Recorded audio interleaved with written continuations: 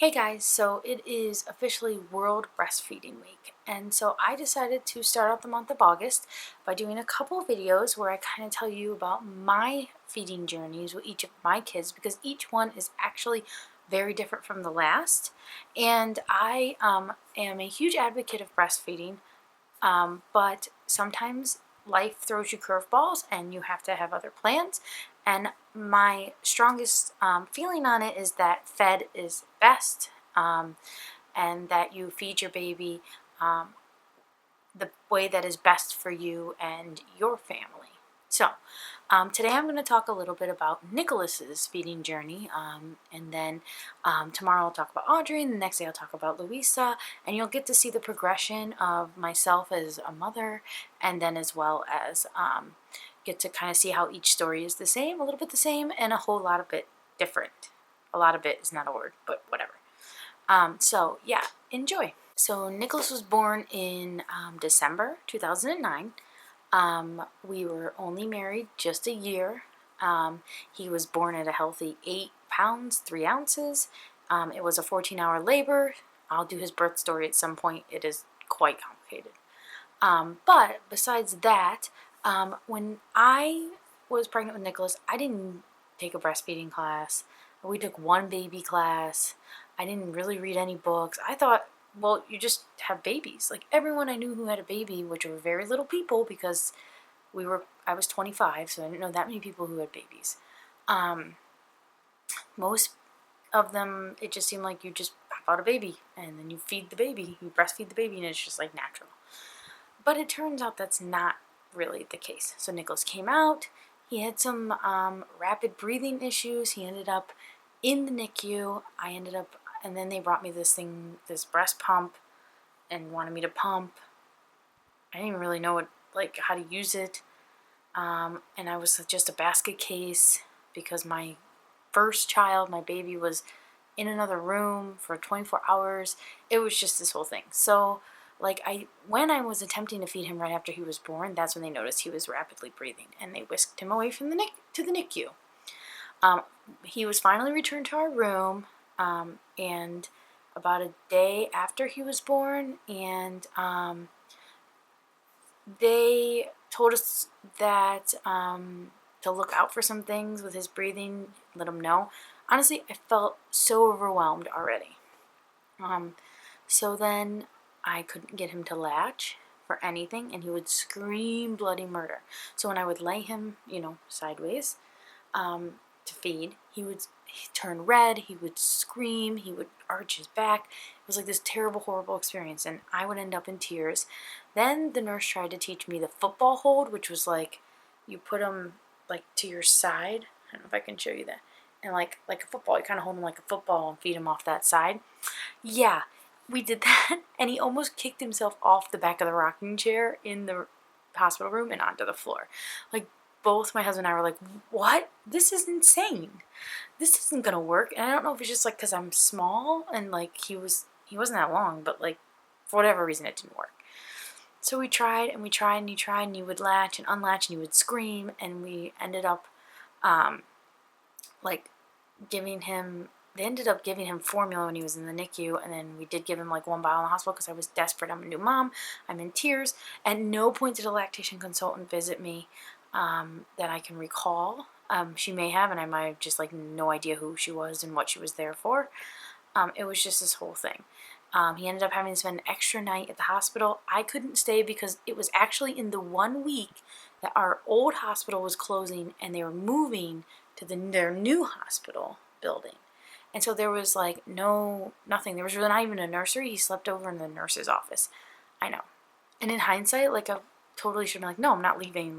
I will sleep in the nurse's office with him. But I was so overwhelmed that I went home and I slept. And then, so then the next day we brought him home. It was a snowstorm. So this is a crazy story.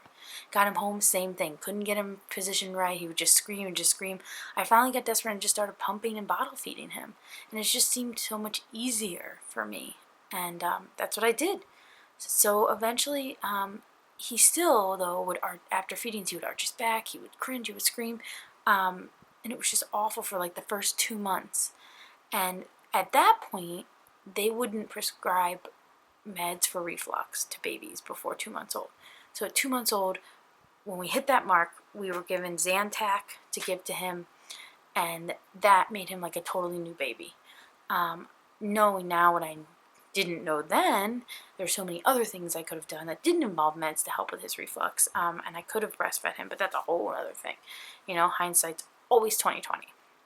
So, yeah, so for the first 8 months of his life, I pumped, so exclusively pumped, and bottle fed him. And then as he got closer to like 7, 8 months, I just couldn't keep up because I was working outside the home, and that was hard for me to keep up with him. And he was an eater, and so we did introduce some formula. So then from 7 to 12 months, or about 7.5, 8 to 12 months, he was part breast milk formula, and at some point he was about 100% formula, like right towards the end. And yeah, but we did what worked for our family. I did what I knew best. I didn't know all that I know now. There wasn't all the resources and the research that there is now, so you know, we did the best we could. And he is a happy, healthy, highly intelligent, energetic 6.5-year-old. I mean, I can't imagine being any different if I had, you know, nursed him, or if I had not given him formula. It's just, yeah, we did exactly what was right for our family at that time and what we knew. And in hindsight, you know, knowing what we knew then and how young we were and experienced we were with babies, I wouldn't change a thing. It hasn't made him any, you know, he's a great kid. There's nothing, had no ill effects from giving him formula like sometimes you hear on the internet, which just scares me, because I would rather see a mother feed her baby the best way she can and the best way she knows how, instead of like forcing her to breastfeed, because it's just not for everybody. So yeah, so that was one of those cases, you know, so that whole experience was all about me thinking, you have a baby, it knows how to breastfeed, it just happens naturally, and it's going to be this beautiful angelic experience, and it just wasn't. And so we just changed our plan, went with the flow, did the best we could, and raised a happy, healthy kid. So that's my story with Nicholas. It is World Breastfeeding Week. I do encourage you that if you're expecting, whether it's your first or your 7th or whatever, or you know one who's expecting, go ahead and do your research. Go to those classes if you want to breastfeed. You know, find the resources, find the community, find the mommy classes that you can go to after your baby's born. That was another one of the things I didn't do with Nicholas. I was very self-conscious, very kind of shy when it came to breastfeeding and things like that, and just very young and inexperienced. So a lot of that played into what, you know, the decisions we had to make. But again, no regrets. You move forward, you live, and you learn.